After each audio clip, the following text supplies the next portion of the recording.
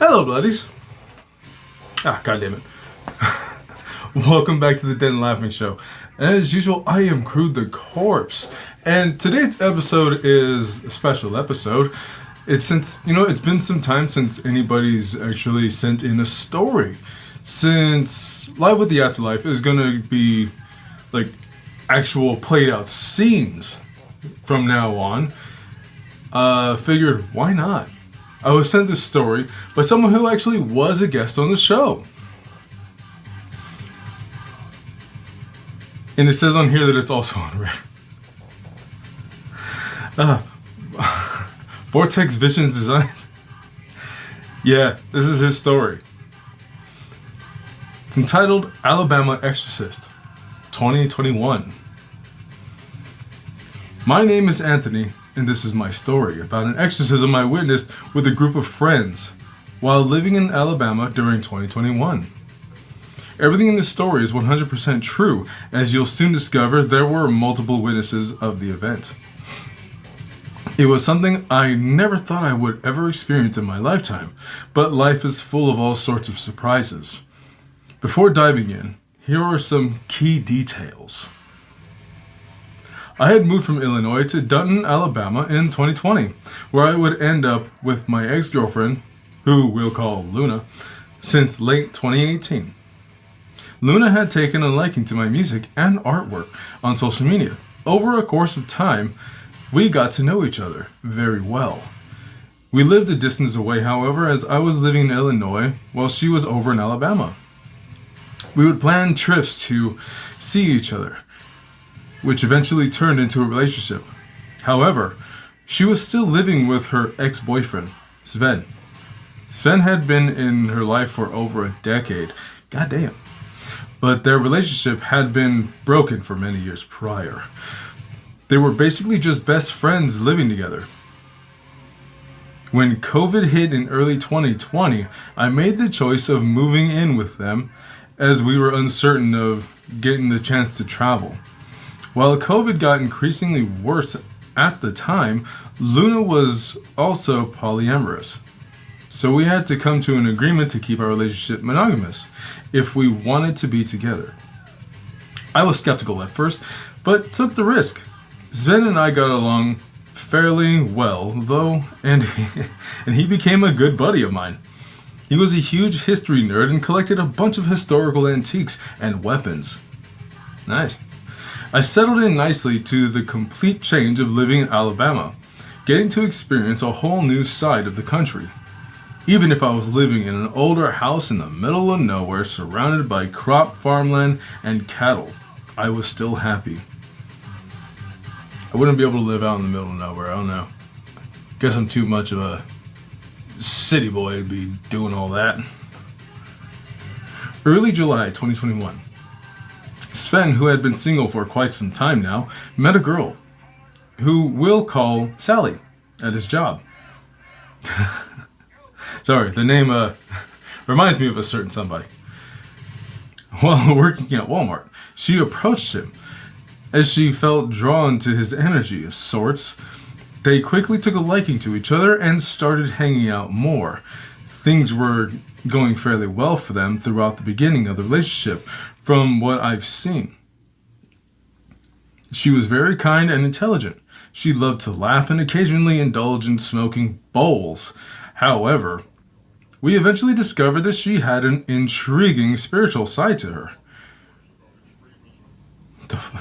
Mentioning that when she was really young, her mother forced her to perform a blood oath ritual using some sort of old satanic book and pentagram, and that in doing so made her vulnerable to the dark spirits, which leached off her energy. Since then, she would experience a number of paranormal encounters, such as feelings of being followed, shadow apparitions, hearing voices, and, most profoundly, dark entities taking control. Beyond that, she had a heightened sense of awareness, and in some cases, a clairvoyant, I guess you could say. Sally was fully transparent with all of this, however. Sven had no real issues with any of it, though. It was around midnight on a weekday. Luna and I were getting ready for bed as we both had work the next day. Across the house was Sven's room down a long hallway. Sally was spending the night and hanging out with Sven, just having a good time as Luna and I were about to fall asleep. We heard a light thud from outside our door a few minutes later. Sven knocks on our bedroom door. Calmly he says, "Hey, could you come help me with something?" Luna gets up to go check what was happening while I stayed in bed. I waited for about 10 minutes trying to listen in on what was going on. Curious, however, I got up and checked the situation. I peeked my head from the side of the door and saw Sally on the floor in the middle of the dark hallway, mumbling under her breath, "No, no, no, no, no, no, no, no." It was almost as if she was trapped in a bad dream of sorts. My original thought was that she may have been on drugs and was possibly having a bad trip. No clue at first, so I just stood back and watched with concern. As I observed the situation, both Sven and Luna huddled around Sally while trying to comfort her and getting her to wake up. Eventually, we all decide to pick her up and bring her outside to get some fresh air. We lay Sally on the grass, in the front yard under the bright moon and stars. She gradually starts regaining consciousness while waking up in a haze. As soon as she was able to speak, she said to me with a soft voice, "I could sense that you're nervous and confused. It's okay." Which, yes, I was. This strange occurrence is something she had apparently experienced many times, however, so she was familiar with this sort of thing happening.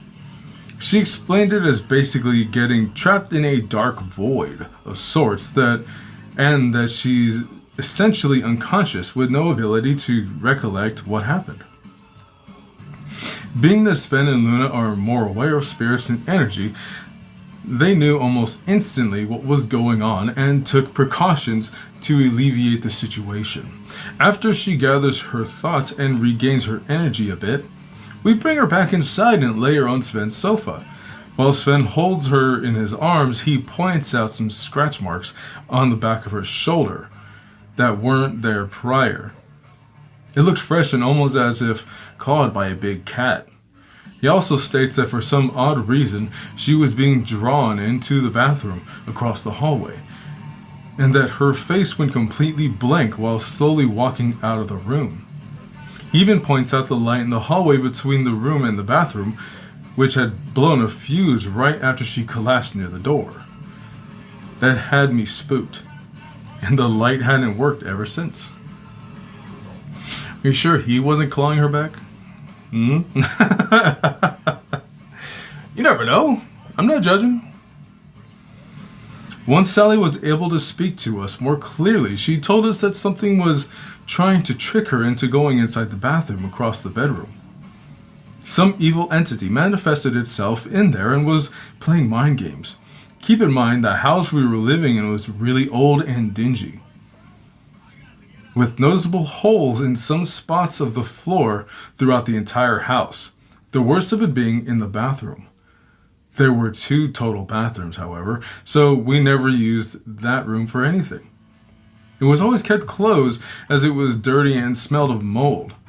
Also note that the house was $300 a month to live in, so we all dealt with the many problems that came with the price. That's Alabama for you, I guess. Dude. I would have found a better cabin. We investigated the bathroom, which gave us all very uneasy feelings. It was cold, dark, and had a stillness I couldn't describe. It also made the hairs on my arms stand up alongside goosebumps. At that point, I was feeling a bit anxious, but did the best I could to keep my composure. Shortly after investigating the bathroom, Sally started to get taken over by the void again. Her eyes became glassy and red, while the spirit within her became aggressive. She was possessed by a demonic force, while Sven was trying his best to hold her down and by locking his arms around her. We knew instantly that it was not Sally in there. The demon was trying to break free from Sven's arms, and while making deep growling noises for a period of time. We even tried to reason with it, saying things like, "There's an endless world to travel and be free, from the desert sands to the endless oceans. You have no reason to take her over." The demon grudgingly states that it wants to make itself known and that someone has to die. Her voice also became heavy and muddled while resisting being pinned down. A few times, the demon threatened to kill off one of our cats, all three of which were in the room with us, watching us contain the demon. Keep in mind, Sven is a 6-foot-tall, lean male in his 30s, and Sally was a very skinny and petite girl, which he was boggled by how much strength it took to keep her in place the entire time. As Sven was struggling to keep this demonic force tight within his grip, my ex told me to grab a handful of fresh sage from the garden outside and burn it. I quickly ran out to the front yard and back into the room. Since the sage was fresh, it was a bit harder to burn, but eventually started to smolder. Filling the room with sage was effective in hurting the demon as it growled with every waft. It was easy to tell that it was effectively hurting the demon. I would continue to do this for the majority of the night by blowing this sage around the room and or directly at the demon's face. At times, one of Sally's arms would break free in an attempt to knock the sage out of my hand. I had a steady grip on it though and did my best to keep it burning. At one point I even made a funny remark towards the demon while it was taunting us by saying, "Who pooped in your cornflakes?" Strangely enough, the demon slightly chuckled with a deep-toned voice. I couldn't believe I made a demon laugh. That's even harder to believe. That's in the story. Dude, you made a demon chuckle. You'd be surprised. It's probably easier than you think. Oh, fucking shit. That's just funny. During this process, we also played spiritually empowering music and tried to channel our energy as a group to cleanse the room and fend off the unwanted guest. We kept fighting for several hours until the sun came up. Gradually, the demon became weaker, while still aggravated and fighting to break free. Towards the end of this event, Sally started to slowly regain consciousness. Or so we thought. We tried talking and comforting her, even though she was still pretty disoriented. Luna decides to fix her up a cup of herbal tea to help calm her down a bit. However, without mentioning it, she added a few dashes of pure Himalayan salt to the mug, since salt is known to be spiritually cleansing. When Sally takes the first sip, she drops the mug on the floor, choking and coughing heavily. The demon was trying to trick us into believing it was her, to which it got enraged and took possession of Sally once again. The process continued for another few hours of cleansing and holding her down. Over time, the spirit grew tired and weakened. Its energy was dwindling by the minute, while still putting up quite the fight. We all stuck together and tackled this unwelcome demonic force by any means necessary. Damn! That thing just sounds like it's annoying. Dealing with a demon is always seemingly fucking annoying. They don't listen. They don't listen very well. They wish to do what they want. Early morning, around 7 a.m. The demon, now weakened from all the cleansing and resisting, was nearly drained entirely from its energy. So we were finally able to bring Sally outside and hope for the best. It was a nice sunny morning as we lay her on the grass in the same spot she was previously. She gradually started to transition back into her body. Her energy was still very weak. While unable to move much at all from the possession, we set her upright with her legs straight out in front of her. Strangely, we all we all take notice of a small green grasshopper that jumps onto her leg. With her eyes nearly closed, the grasshopper crawls onto her index finger, brings it up near her face, and focuses her last bit of energy into it for about 30 seconds or so. It was almost as if she was funneling the demon spirit into the small bug. Then she lifts her arm with her pointer finger out, and the grasshopper jumps off into the field of grass. She ties what looked like an invisible knot around a nearby dandelion and gradually fades back into unconsciousness by slowly laying down until she is completely flat on the ground. After this long and tiring experience, we all migrate back into the house and try to catch some sleep. Sven picks Sally up and carries her into the house and into the bedroom to get some rest. Since I had to go to work shortly after, I ended up getting about 2 hours of sleep. I was exhausted. However, my mind was blown with just how insane and surreal the experience was. It was a profound awakening of life, to say the least, and till this day, I think about how something like that could even happen. The whole thing played out as if it was straight out of a movie. Not many people can say they've fought a demon in their lifetime. LOL. Not many can say they made a demon chuckle either. I love that. I love that. That's fucking funny. The next day, we had our friend Derek over, who usually hung out with us daily. We had told him all about the crazy occurrence from the previous day. He believed us for the most part. Fast forward to around 11 p.m., where both Derek and Sven were out in the front yard talking with Sally. Luna and I were in the kitchen cooking up food. At one point, Derek runs into the house and says, guys, I think we're gonna need some sage. From what he told us, they were all just hanging outside until Sally's face went blank and started walking away into the darkness. The front yard had a lot of space since the house was essentially sitting on farmland. The first thing you see when you step outside is a massive field of corn, alongside a deep wooded area to the right of the house. Sally walked slowly towards the dark woods as Derek followed.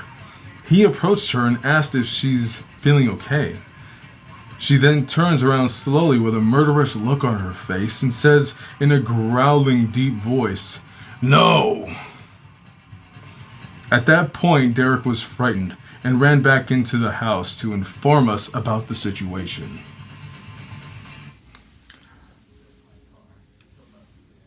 I know it sounds kind of fucked up, I'm about to say. Somebody should carry a taser for any type of situation like that. Just in case. You never know. It might help, might not, might piss it off, and she might fuck you up for it. Just me saying that. Since we already experienced this the night prior, we were more prepared this time. While at work the previous day, I had bought powdered sage just in case. Both Sven and Derek grabbed a hold onto Sally and bring her back into the house, and she was trying to resist. Once again, Sven has her locked in his grip while sitting on the sofa in his bedroom. As Derek and I cleansed the demon by saying it wasn't strong enough to do anything to us and that we weren't at all possession... Wait, what? We weren't at all intimidated, which they were right. The demon was noticeably weaker this time, and the possession lasted for about 2 hours. All of which was long enough for Derek to fully witness what we were all describing the night before. He was fully convinced of the evil entity we described and altered his perspective on life a bit. None of us are religious in any way, but we do believe in energy and the spirit realm. We felt that the experience was a confirmation of the dark forces that roam our planet and that there is much more to our reality than we can fully comprehend. I'd have to agree with you. Once Sally recovered, she felt more relieved. She mentioned that the demon manifested itself within the shed, which was between the house and wooded area. She believes a grasshopper had made its way towards the shed to try and reveal itself once more to prove its power. Oddly enough, Sven mentioned that while he and Sally had taken a shower together earlier that day, he noticed at one point that Sally was speaking in two voices at once. The other voice sounded noticeably deeper and distant in his left ear. He found it a bit strange, of course, but dismissed it as he was still tired from the previous night and didn't really think much of it at first. He states that the other voice came from the direction of where the shed was. If you looked out the bathroom window, you would see the shed directly outside.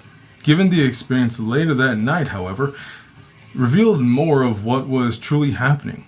The demon was still lurking, with intentions of controlling Sally again. After that happened, we never encountered any more strange or unusual situations.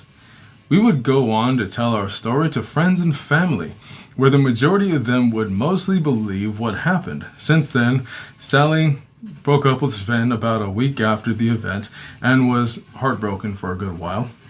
They lost contact with each other, so we'll never truly know if she is doing any better. I, on the other hand, ended up leaving Alabama after a breakup with Luna. We left on good terms, though, and I occasionally keep in contact with all of them.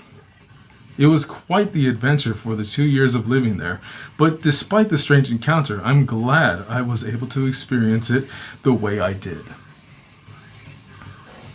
Damn, man. 5 years later, before I bring this story to a complete end, there is one final detail I only learned recently. Years after we had all moved on with our lives, the house sat vacant for quite some time. Then, in February 2026, while catching up with my friend Derek, who still lives in the state, has shared something that had me shook. Fuck. He and his friend had taken a ride around town and briefly pulled into the vacated house along the way for a bathroom break. At first, everything felt normal, quiet, uneventful, but as they backed out of the parking lot, their headlights swept across the front door. In that brief wash of light, they both saw a shadowy figure, motionless, standing just inside the doorway, watching them leave. At the same moment, they were hit with an intense cold sensation, an unnatural chill that made no sense in the middle of a hot Alabama summer. Neither of them spoke until they were well down the road. This has us thinking that whatever was in the house never truly left, that it simply remained bound to the place itself. What makes this even harder to ignore is something that happened much earlier.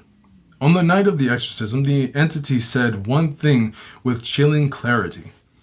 One of the cats has to die. Not long after that experience, one of our beloved cats, Levi? It's either Levi or Levy. So I don't know which one. It's probably Levi. Died suddenly from an unknown cause. I had taken Levi to the emergency vet, and after returning home with no luck on his critical condition, Levi passed away on the property just weeks before I had moved out of state. On its own, it might be easy to dismiss, but taken together, the pieces fit too clearly to ignore. I know it's all speculation, and I won't claim certainty. Still, the timing, the words spoken, and what followed leave me with a quiet, unsettling feeling that whatever manifested there never truly loosened its grip. Dude, that's fucking crazy. That's fucking crazy. Like, what the fuck? So, okay, first off,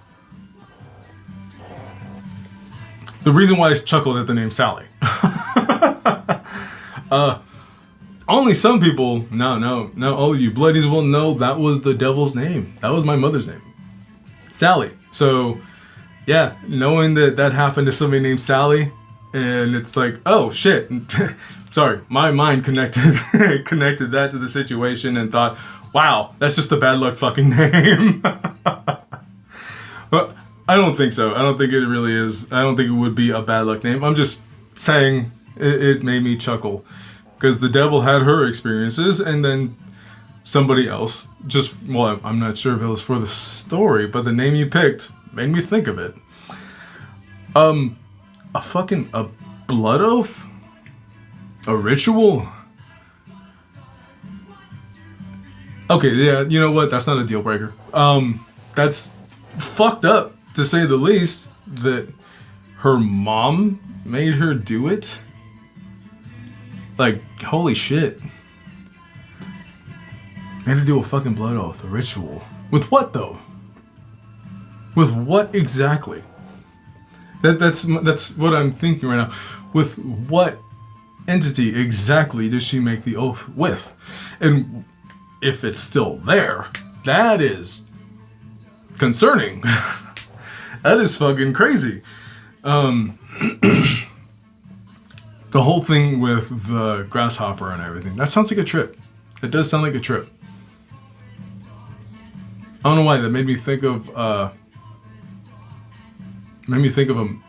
movie.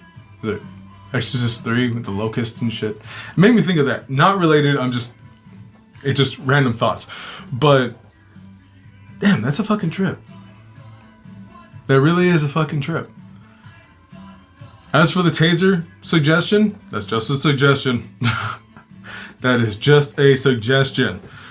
Because there could be a couple of different reasons, although, I mean, I don't know her background. That's one thing that apparently she was very open and she explained about the whole ritual and whatnot, which is fucking nuts.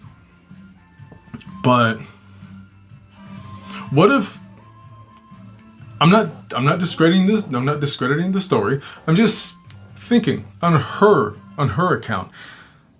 I'm not saying that it wasn't supernatural in any which way, but what if her childhood forced something to break? It's a possibility. I'm not saying that she wasn't possessed. I know that thing happens. Hell, it happened to my brother. Not even kidding. Happened to my brother. Yeah, some weird shit happened with my family. That's one of them. And I wasn't alive then. This happened when he was a little lad. So I don't know any of the details in person. I only know what was told to me. And that's a fucking trip. It's a fucking trip. So, dude, you lived through that, got to see it in some Evil Dead setting ass. Dude, why in a place like that? Why?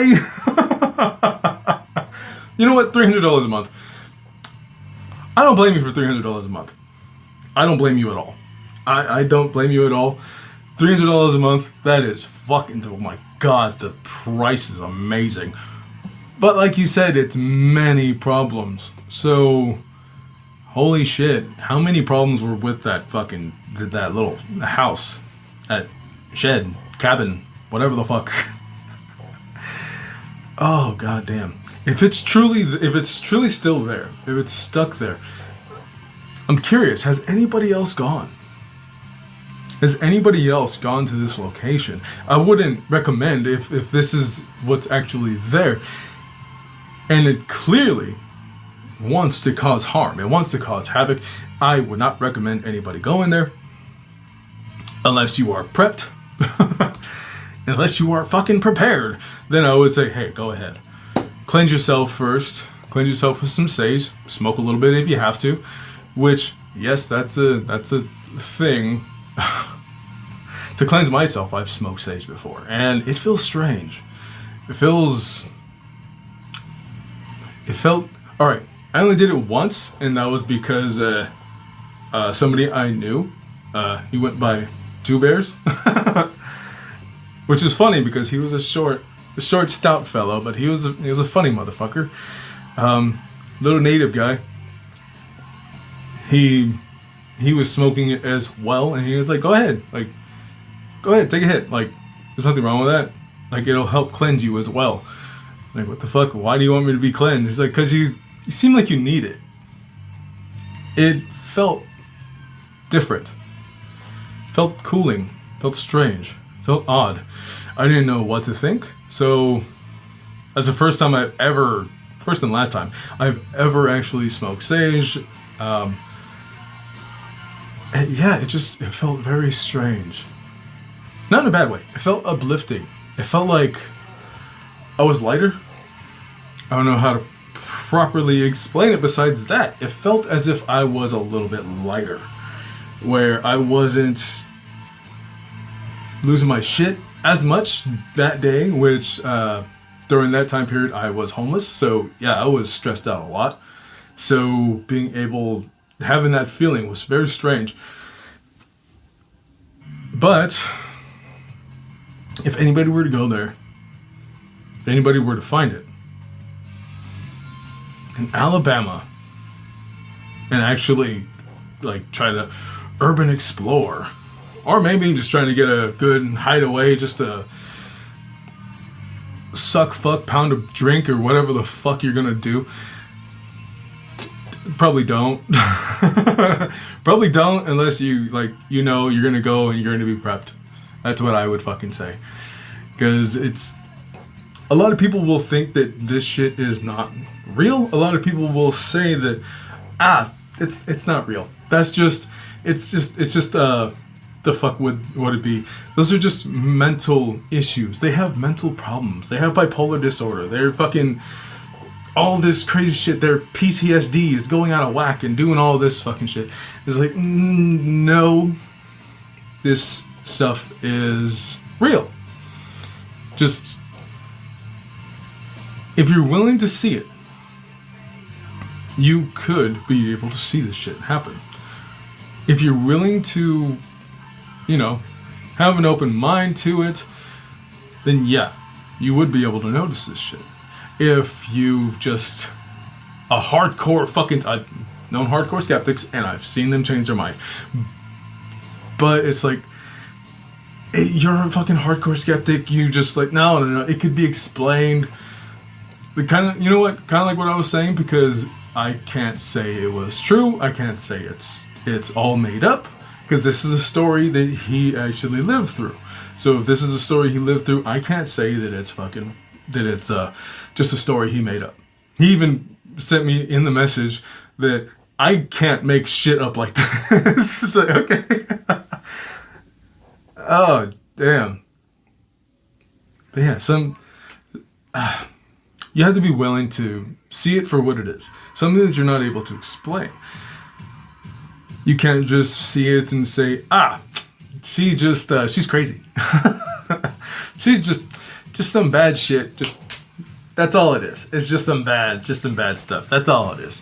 No, not always. No. You never know what goes on in people's lives. You never know what they actually go through. And for her case, it was a fucking ritual. Which, I gotta say, her mom's fucked up.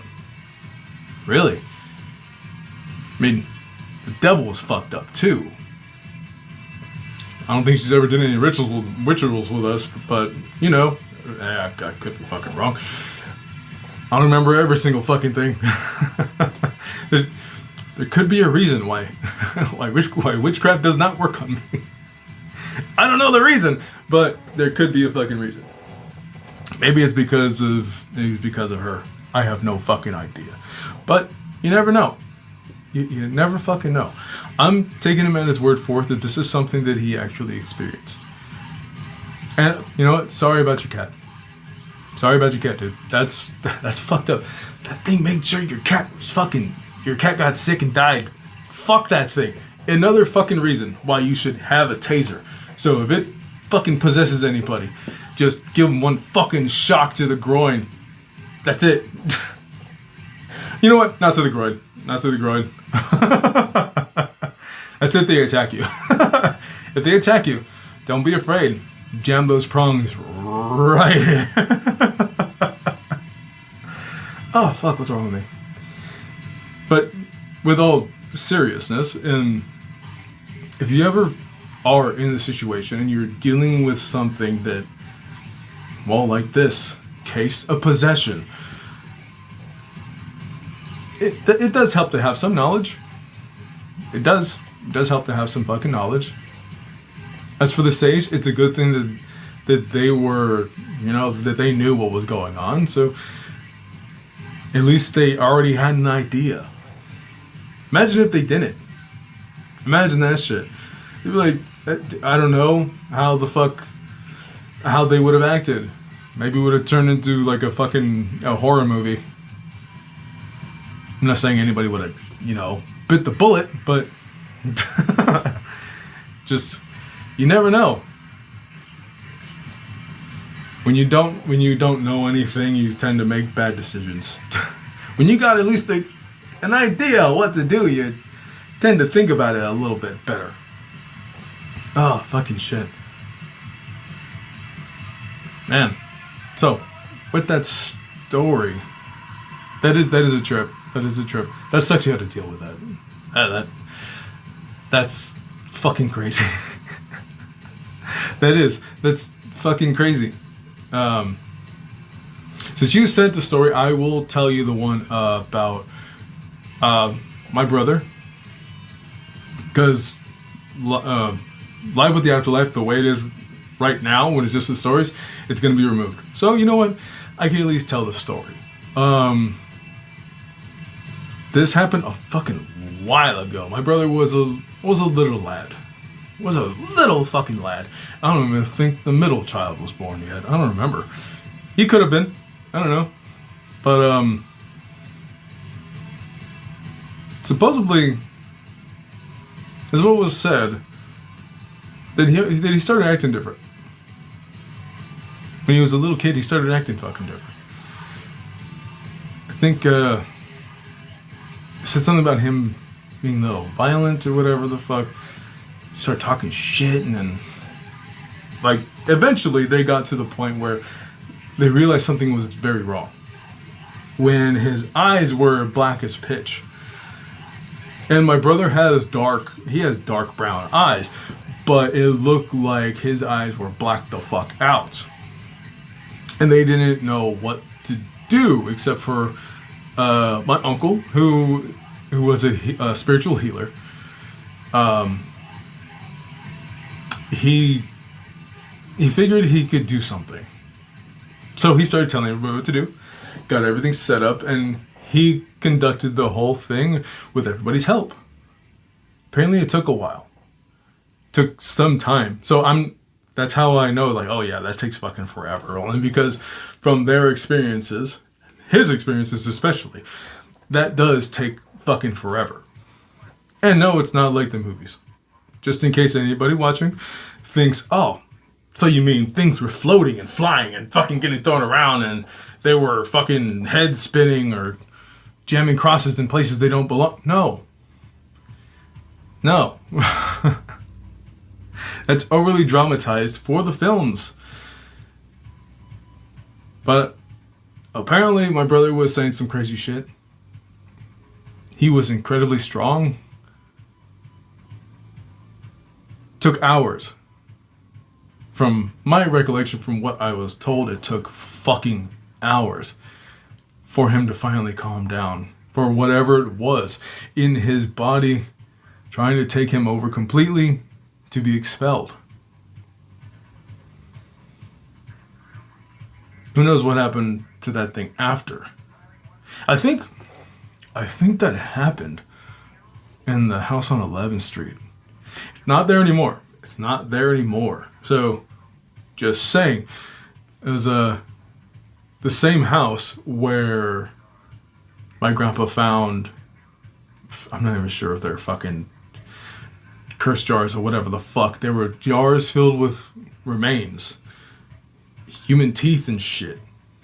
Just chipped fingernails and everything. Just like clippings and fucking just, I think hair and all kinds of shit mixed in. It was just multiple jars.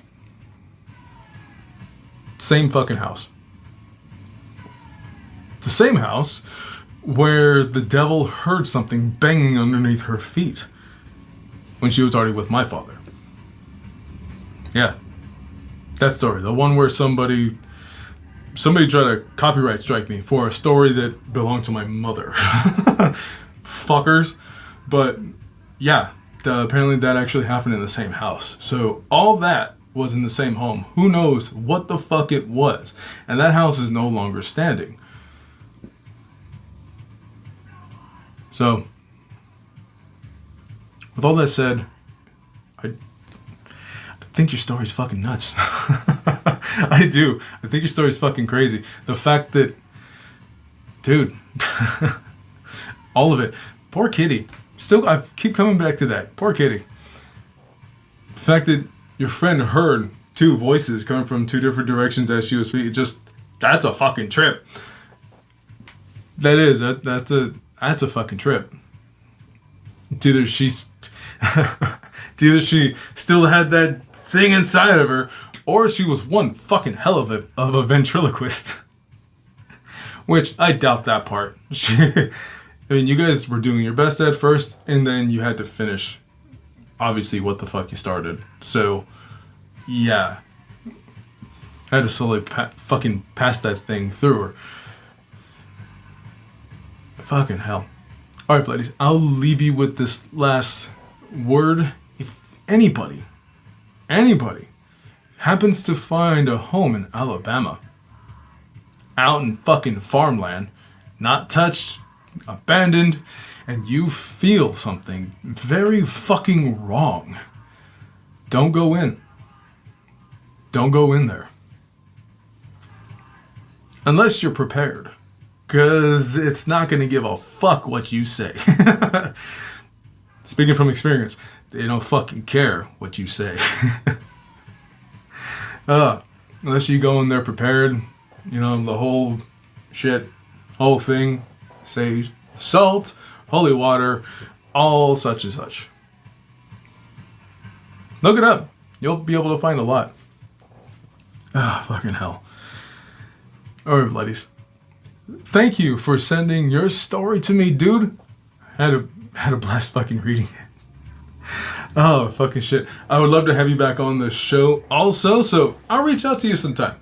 We'll see how that goes. Hopefully you enjoy me telling your story. Hopefully. Because you've been on the show before, I talk shit. And I'm not trying to insult you in any way. It just reminds me of certain things. Make me think of everything. Oh, fucking hell. That's still a fucking trip. Poor cat.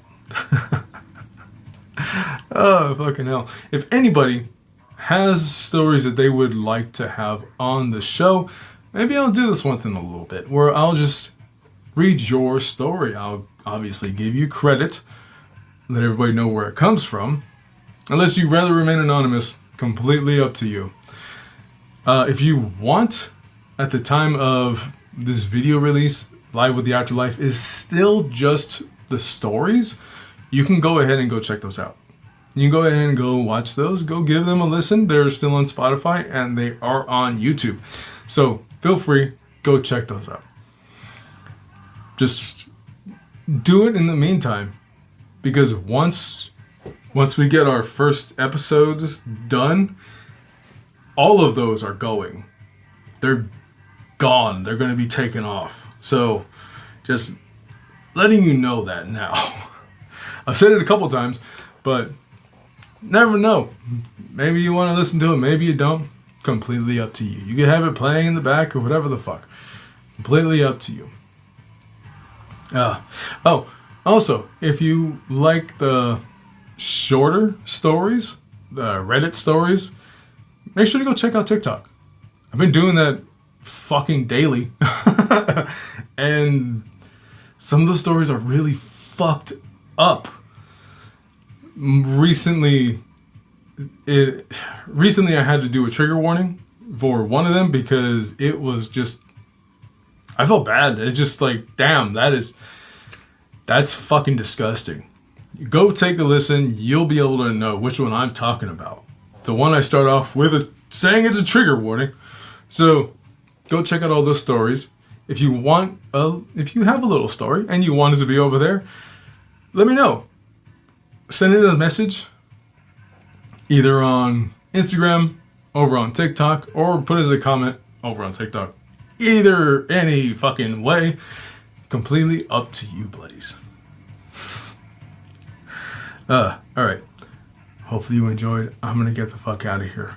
Remember, like, subscribe, do all that shit, wherever the fuck all that. I wonder, if I say subscribe, does it glow? I never noticed. I never fucking cared.